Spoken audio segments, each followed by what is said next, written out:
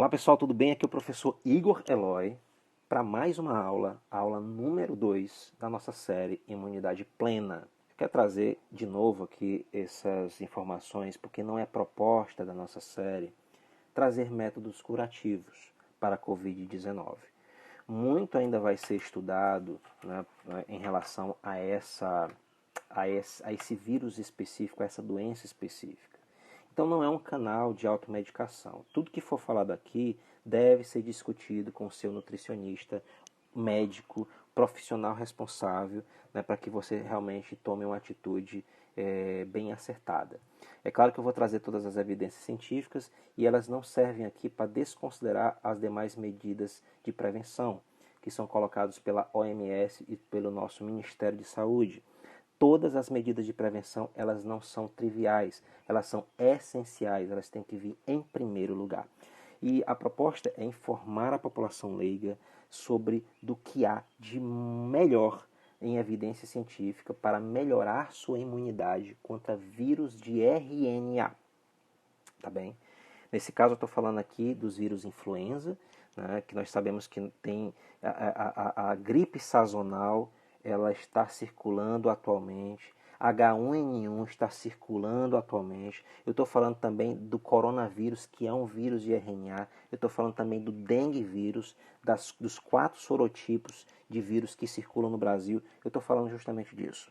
Tá? Eu estou falando de... É um momento de proatividade científica, em que eu estou trazendo um material para que você saiba do que pode melhorar a sua imunidade especificamente para essa classe de vírus. Porque muito tem se falado em imunidade e tem se falado em imunidade de uma maneira geral. Só que nós sabemos que existem várias respostas imunológicas inatas, tanto inatas quanto adquiridas. E eu quero falar especificamente dos mecanismos voltados para vírus de RNA, tá bem?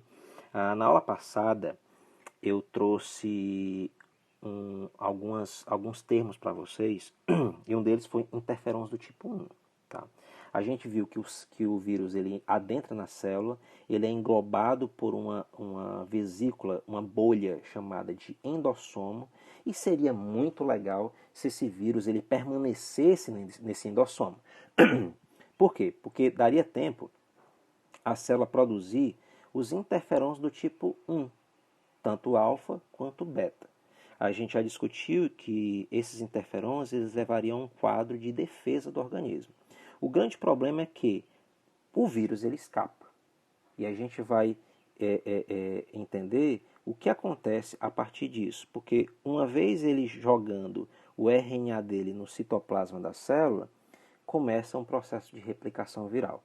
Mas não é só isso, porque eu quero primeiramente dizer para você qual é o papel do interferon, Igor. Você falou assim, o corpo acaba não produzindo interferon do tipo 1 suficiente durante infecções por vírus de RNA, incluindo o coronavírus. Tá? O que acontece aqui? A célula, né, o que deveria acontecer, melhor, né? A célula que é infectada, ela tem por obrigação, no mecanismo normal, natural dela, produzir os interferons para avisar as demais, para que as demais se fortifiquem bioquimicamente, se preparem para a invasão, tá? Então, o que é que acontece quando uma célula dessa, ela recebe o interferon? É o que está sendo mostrado aqui, ó. Vou ampliar. A célula recebeu o interferon. Ela não está doente, mas a coleguinha dela está lá doente. A célula doente avisou para a célula que não estava doente. E o que é que acontece? A célula que recebeu o interferon ela vai começar a produzir substâncias, né, para impedir a síntese das proteínas virais. Então ela se arma bioquimicamente para o processo. Da mesma forma, ela começa a produzir enzimas que conseguem destruir o RNA viral, que são chamadas de RNases.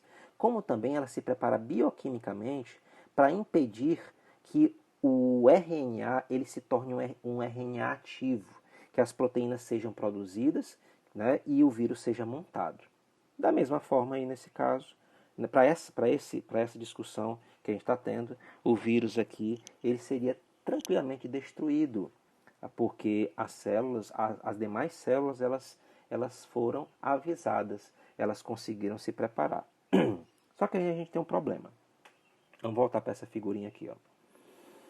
O vírus, quando ele adentra na célula, tá? Ele deveria produzir interferon. Tá? Como é que é o mecanismo?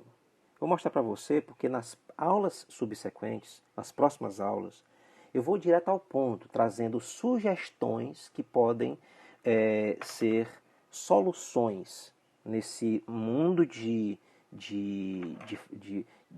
falta de informação, de desinformação e essa situação meio tenebrosa que a gente não sabe o que fazer, né, com tantas mortes. O que acontece?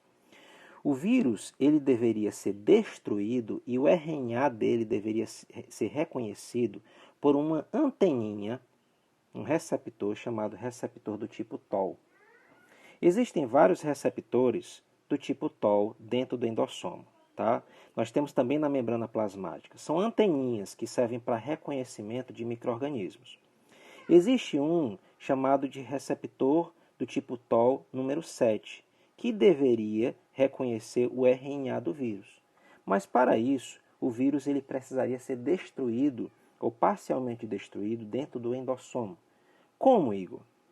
Qual seria o método interessante para que isso acontecesse? À medida que o vírus ele entra no endossomo, uma enzima chamada de NOX2, aqui é apenas uma abreviação para NADPH, né? NADPH oxidase do tipo 2. Essa enzima ela vai começar a liberar íons superóxido. Gente, o íon superóxido é um tipo de radical livre. São moléculas altamente tóxicas para o vírus. Tranquilamente, esse vírus ia ser deteriorado e o RNA dele seria reconhecido por esses receptores do tipo TOL, certo? Só que nós temos o primeiro problema. O vírus ele consegue escapar do endossoma, né?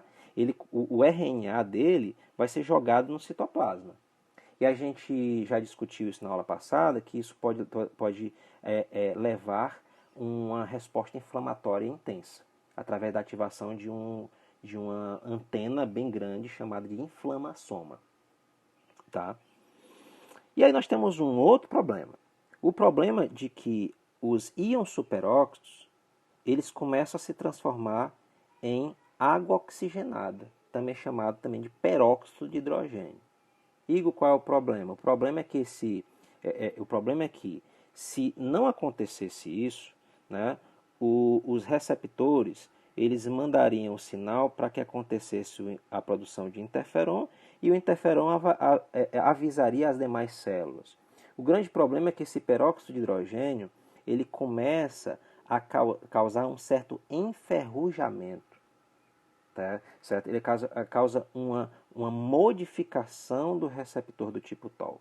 Então, o receptor, uma vez modificado, ele acaba não mandando o sinal para haver produção de interferon e a célula ela fica indefesa. O que é que acontece? Quando ela vai ser, como ela não foi avisada de que houve infecção, quando o vírus completar um ciclo e infectá-la, essa célula vai começar a liberar uma grande quantidade de vírus. Então o vírus ele começa a se propagar pelo organismo e começar a infectar outras pessoas através da tosse, do espirro, etc.